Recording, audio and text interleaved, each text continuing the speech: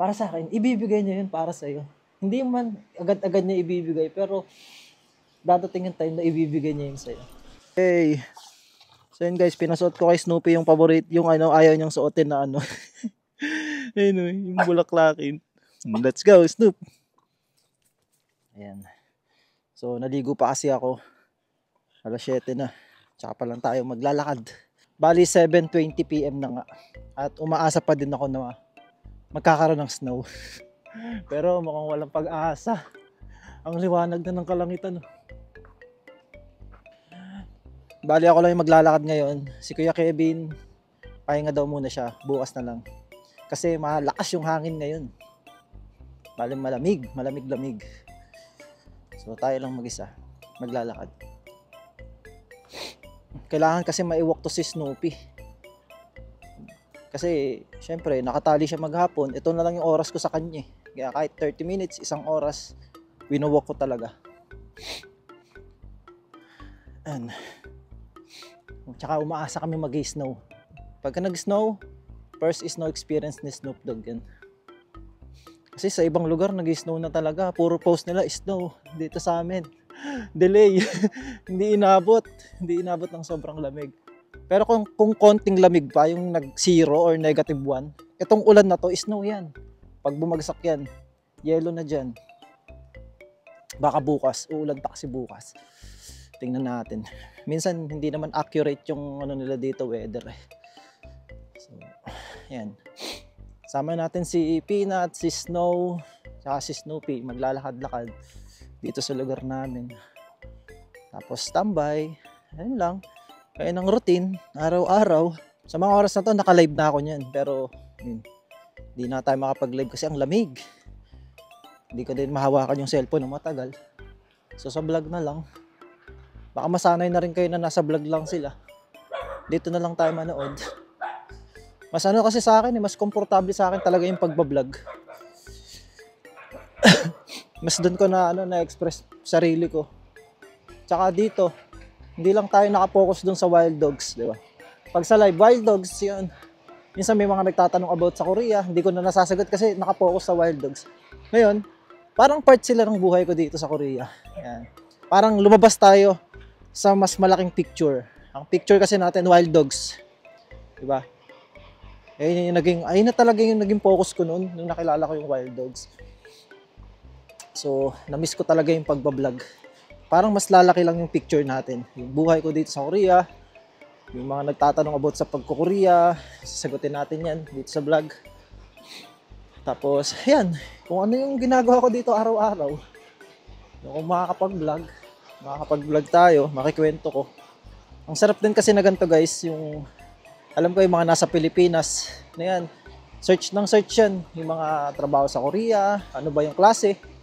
Siyempre tinitingnan na nila yan, baka mahirap, hindi ako para dyan, or baka madali naman.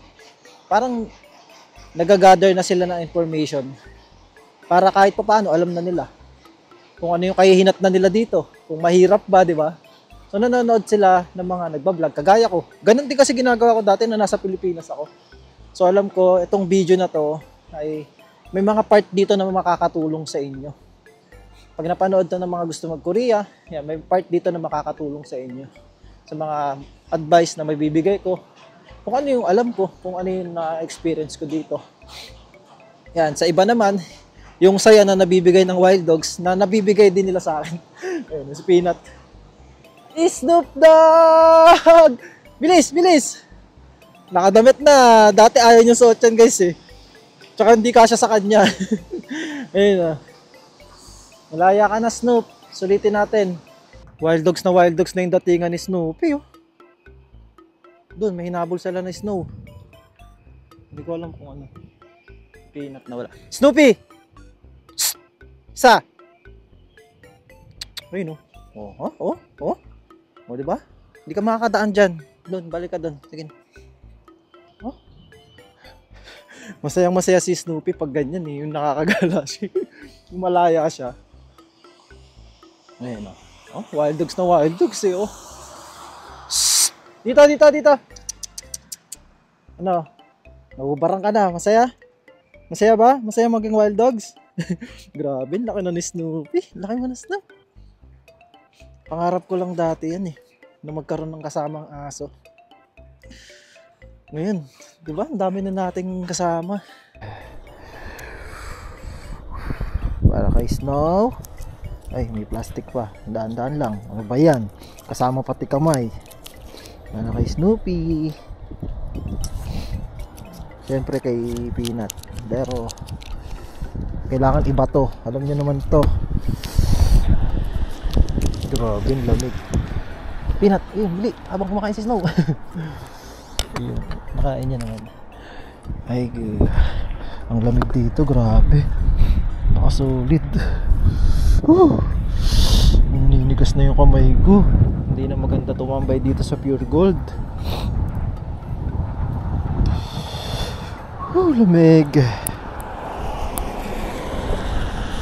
Parang wala lang sa kanila yung lamig kala Snoopy. Hindi mo man lang sila makikitang nanginginig eh. Tayong mga tao, wala na. Nangingisay-ngisay na tayo. Kaya kung magka-snowman, wala eh. Di ba guys, ang dami nagtatanong, paano yung wild dogs pag winter? Ayan, parang winter naman na ngayon eh. Winter na, sa iba nag-i-snow na eh. Dito lang, hindi lang ganun pa kalamig. Siguro, kulang pa kaunting lamig pa. Pero ganito na din yan. Wala, tayo nangingisay na, yung mga aso, chill lang. Basic lang yun sa amin, boy, sabi nila. Dito kami pinanganak, kaya basic lang sa amin yung ganyang season. Kasi dati hindi ko masagot eh. Ano, kamusta kaya pag may snow? Ako din kinakabahan pag may snow eh. Baka mamaya hindi kayanin ni Snoopy. Baka mamaya manigas siya sa lamig. Pero wala. Kanina umuulan nga ng yelo eh. Dumating na kasi yung bus ko, hindi natin na video eh. Sa tabi niya may mga bloke-bloke na yelo. Yung hindi naman bloke, yung parang maliliit na nakita natin kanina. Ganun kalalaki. Ay go, mapang-agaw talaga to si Snow eh. Ikaw Snow ah. Ayan ang ayoko sa ugali mo eh. Nangaagaw ka eh. Oh, Peanut sa'yo malaki. Malaki yan sa'yo. Ay go. Lamig. Kasi hindi ko na kayang tumambay ng matagal. Ang lamig. Tapos yung gloves ko pang isa nakawala. Ayun yung tambayan talaga namin eh. Yung pure gold eh. Pure gold. Kamukha ng pure gold kasi. Ay, tara na, balik na tayo. Tingnan mo sila, wala o, chill-chill lang. Tayo nanginginig na. Umaasa pa rin ako na magkakasnow. Hanggang mamayang 11. Bago matulog, Snoop. May nararanasan mo yung snow, malapit na. Tara. Ay. Hanapin natin yung gloves ko na nalaglag. Sana makita pa natin. Pero nandyan lang yan. Baka nandun nga lang sa... Ay, grabe! Tumatagos yung lamig! Woo! Woo! Lamig! So yun guys, na-realize ko lang na napaka-powerful pala ng prayers. Kasi ito, itong mga wild dogs, parang hindi naman ako magkakaroon nito kung hindi ko pinag-pray. Kasi nung unang dating ko dito sa Korea, kasama ko pa si Kuya Kevin magtrabaho hanggang 3 months. Tapos pang 4 months, wala na akong kasama sa company ng weekdays. Eh bago pa lang ako nun, hindi ako sanay na mag-isa. Isipin nyo, company, ang dilim. Ako lang mag-isa, paggabi. Tapos tumatawag pa sila, nananakot, may multo daw doon. Ganun. Kumbaga ako din, sinasakyan ko lulong. Wala, parang tinatapakan ko na lang yung sarili ko. Pero matatakot din talaga ako. So, parang ano ako nun eh, homesick times pa nun. Parang malungkot ako na era nun eh. Yung mga una-una ko dito sa Korea. Unang taon ko, unang buwan, pangalawang buwan, tatlo. So doon ako nag-pray na, Lord, sana magkaroon ako ng aso dito sa Korea. Para may kasama man lang ako. Kasi wala akong kasama eh. Para pagka maglalakad-lakad ako sa gabi, may kasama ako. Para, ayun, hindi ka ma-homesick kasi may kasama ka. Tapos ngayon, hindi naman siya natupad agad. Pero ayan oh, di ba? Guys, may Snoopy na tayo. Hindi lang dyan. Ang unang binigay ni Lord sa akin si Pot-Pot. Yan, sunod na yung wild dogs. Hindi ko pa kasi nabablog yun nun eh. Si Panda, si Snow, yan, 5 wild dogs binigay sa atin. Tapos ito, nagkaroon pa tayo ng Snoopy.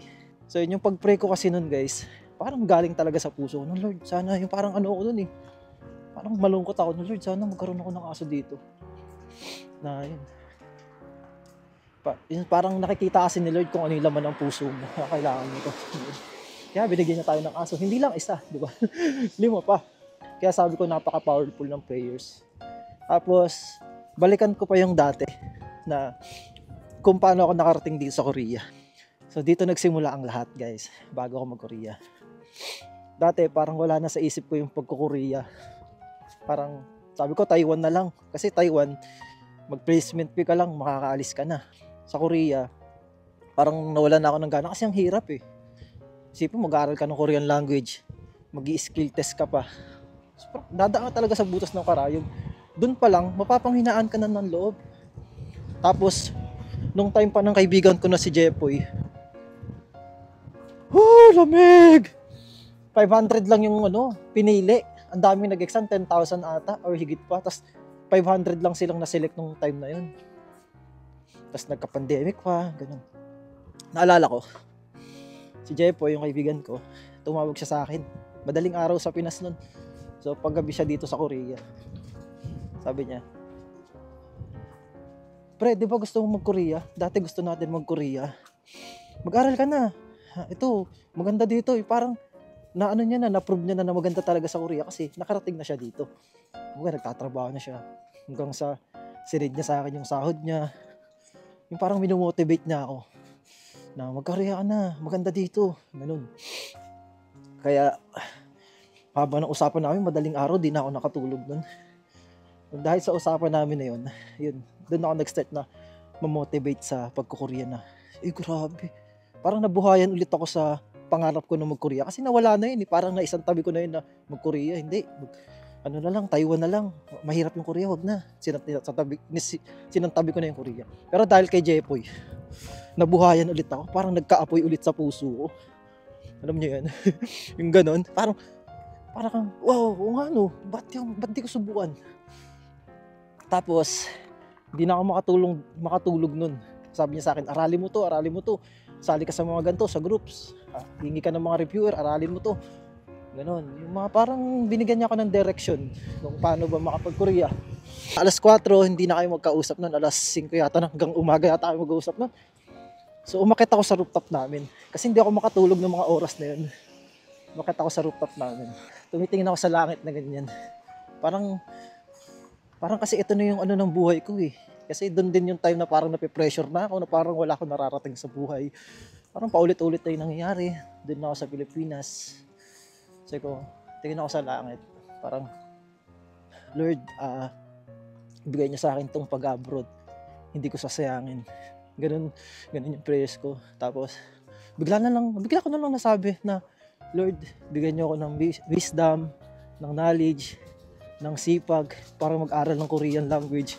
Hindi naman ako nagpe-pray ng ganun. Parang, alam mo yun sa sarili mo na, kasi ayun yung laman ng puso mo eh. Parang ayun na yung sinasabi niya, kusa ng sinasabi. Parang naiyak na ako para makatulong ako sa pamilya ko, Lord. Ayoko na ng ganitong sitwasyon. Gusto ko mabago yung buhay namin. Gusto ko kahit paano makatulong sa pamilya, magkaroon ng bahay, matupad yung mga pangarap ko. Tapos, naiiyak na ako ng mga time na yun. Yun yung parang, nagpe-pray ako na parang para sa buhay ko, para sa sarili ko, na Lord, para akong humihingi sa tatay na Lord, sana ganun. Iyak na ako nun. Hanggang umaga, nakita ko yung pagsikat ng araw na andun pa rin ako sa rooftop namin, nakatingin ako sa langit. So, ayun, para saan, wala lang. Pagka baba ko sa higa, hindi pa rin ako makatulog. Buhay na buhay pa rin yung isip ko. Tapos napahinga na ako nung bandang umaga na. Tapos, pagising ko, yung mga sinabi sa akin ni Jepoy na sali ka sa mga gantong group, mag-aral ka ng Korean language, aralin mo yung basic numbers, letters. So yun guys, inaral ko yun. Doon ako na parang, alam mo yun, parang may sumanib sa akin na sipag, talino. Yung pinag-pray ko kay Lord na wisdom, knowledge, sipag, parang binigay sa akin ni Lord na, yan, gusto mo yan, parang yan. Kasi nung time na nag-aaral ako ng Korean language, parang pili ko napakatalino ko guys. Kasi di ba ang daming hirap na hirap mag-aaral ng Korean language? Lahat naman. Pero nung time na yun, parang ang talino ko. Kasi 100 vocabs, kaya kong i-memorize ng isang araw. And kahit tanong nyo kay Jopet, nag-aaral ako ng Korean language, believe na believe siya sa akin. Sabi niya, ba't paano mo nakabisado yan? Hindi ko din alam eh. Parang kasi syempre, motivated ka na makabisado mo yun. Pero ngayon ko lang naisip, grabe. Yung prayers ko eh. So tinulungan tayo ni Lord, di ba? Yung prayers mo na bigyan ka ng knowledge, wisdom, sipag, galing kay Lord yun. Na ngayon ko lang siya nare-realize. Kung babalikan ko, galing no? Napaka-powerful talaga ng prayers, guys. Pag galing sa puso mo yung prayers mo, di ba? Sabi ko, oh, grabe, no? Tapos ngayon nga, yung sa Wild Dogs, sa pagpe-pray ko dito, gugulat si Jopet. Kasi nagme-memorize ako, siya yung nagbabasa. Tapos sasabihin niya, ano to, ibig sabihin nito, tapos sasagutin ko. Nagkakamali-mali ako, pero ang dami talaga. Nasa 100 yun. 100 na vocabs. Kasi sulat ako ng sulat. Yung araw rin na yun, ganun. Parang ang tali-talino ko. Tapos, nag-register na sa exam, mali pa ako ng details. Tapos, register na exam, bagsak na agad ako, guys. Doon pa lang sa registeran, bagsak na ako. Pangalawang registeran, nag-register ako. Bali, naging KLT ako, 20? 21? 20 yata. Doon, pasado ako. Tapos hindi ko na masyadong pinagpukusan. Ay, pasado na sa pasok na ako sa registeran, all goods. Tapos may competition kami yung drum and dare competition. Pinag-pray ko na naman yun. Na, Lord, pag nanalo kami dito sa competition, ibig sabihin, para ako dito sa Pilipinas, ang gagawin ko, magtuturo ako sa school, ayun yung purpose ko sa mundo, parang dito ako sa Pilipinas. Pero pag hindi kami nanalo, magkukorea ako. Parang tutuloy ko yung pagkukorea ko. Kasi parang nawalan ako ng gana kasi registeran pa lang, bagsak na. Pero yung pangalawa, all goods na, pero hindi ko na siya pinagpukusan. Parang register na, bahala na. Hindi ko na ako masyadong, na-stress yung sarili ko. Basta nakapag-register, pasok na. Tapos, yun. Yung, yung competition, natalo kami nun. Yung banda na hawak ko. Talo, sabi ko, magkukorea ako. Tapos, yun. After ng competition, kinabukasan pala, exam na namin sa Korea. Exam na sa pagkukorea or isang araw pa. Pahinga tas isang araw pa. Kami ni Jopet, punta kami sa ate niya. Pag check ko ng date, hala, bukas na pala yung exam ko. Bukas na exam na exam ko sa pagkukorea. Tapos sabi ko, tara uwi na tayo, magre-review ako. Isipin niya, wala na akong aral-aral nun. Kasi tagal ko na din nag-aral ng Korean language. Kumbaga, stock knowledge na lang. Sabi ko, uwi tayo, magre-review ako. Doon din ako nagdasal na, Lord, bukas na yung exam, bukas na yung exam ko. Parang, tulungan niyo ako na maipasa yung exam. Tulungan niyo ako, Lord, para to sa future ko. Tapos yun, guys, kinabukasan na exam, alas 7 yata, kailangan pumunta sa POEA or alas 9, pangalawang batch yata ako, alas 9 yata ako pupunta. Hanggang alas 4 nagre-review ako nun. Binalikan ko lahat ng inaral ko. Kumbaga parang na-refresh ko siya. Tapos yun, doon na, mag-exam na. Lakas ng ko sa sarili ko na. Mapapasa natin to. Tapos, papunta pa lang ako doon, mapapasa natin to. Grabe. So yun guys, napastop muna ako dito sa bus stop. Sin lamig. Grabe, solid. Natago ko na yung kamay ko. Hindi ko na alam kung saan ako nahinto. Nasarapan ako masyado sa pagkukwento. So, yun lang. Alam ko naman na nanonood kayo sa akin sa mga vlog ko. Dahil sa Wild Dogs kasama na yun. Pero dati, yung mga viewers dati, sa pagkukorea, kung paano makapagkorea. Hindi ko alam kung saan galing, kung tagasan yung mga subscriber ko, kung saan kayong lupalop na mundo. Or kung paano nyo ba nahanap yung video ko. Paano kayo napasubscribe sa akin.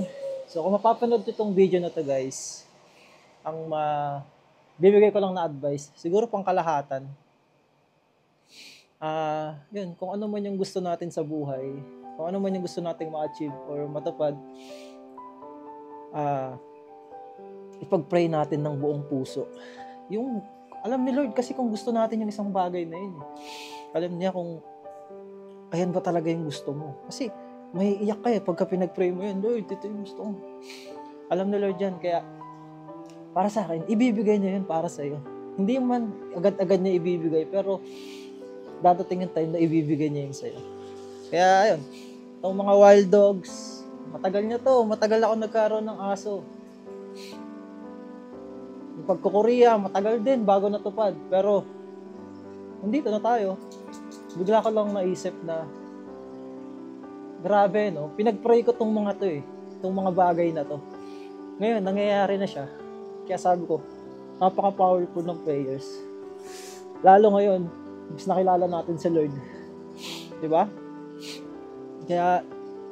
Kaya guys, yun lang. Kung ano yung gusto nyo, pag-pray nyo lang. Hindi man mangyari ngayon, pag binigay na ni Lord yan sa inyo, magugulat na lang kayo, hala, pinag-pray ko lang to dati. Ang sarap sa pakiramdam.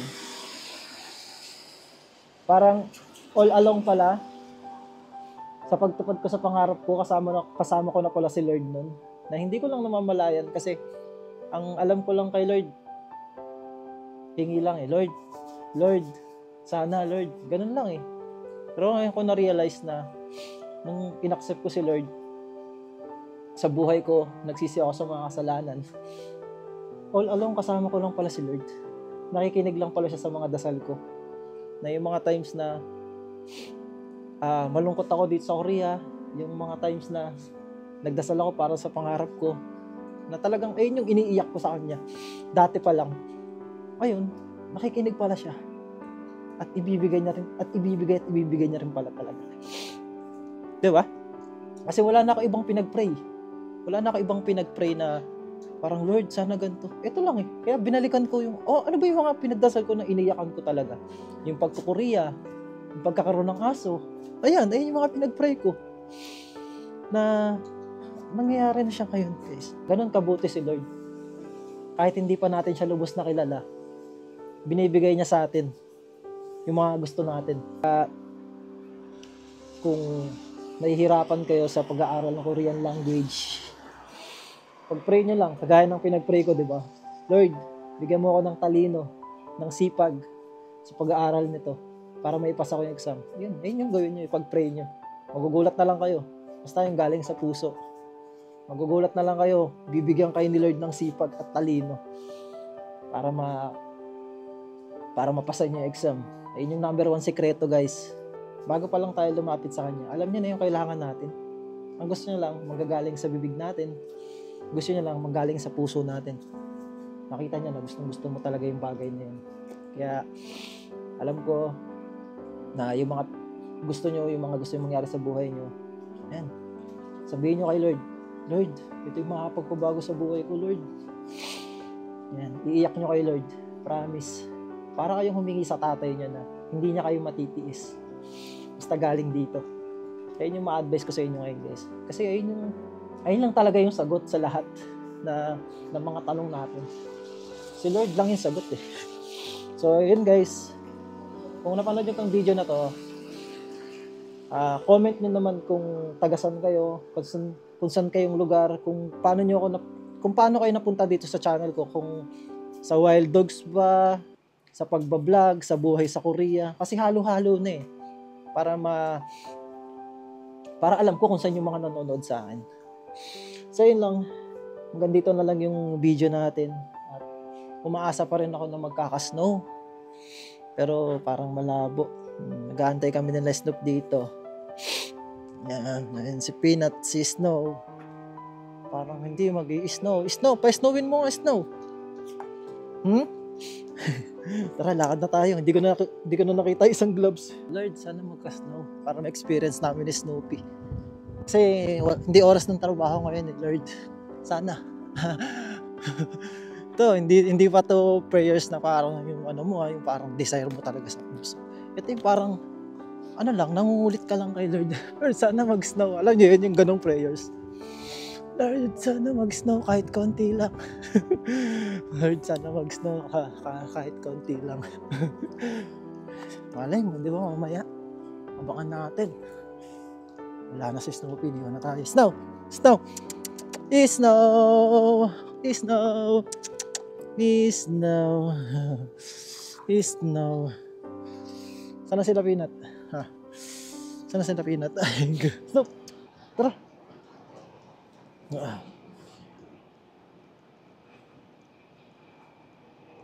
Stop eh!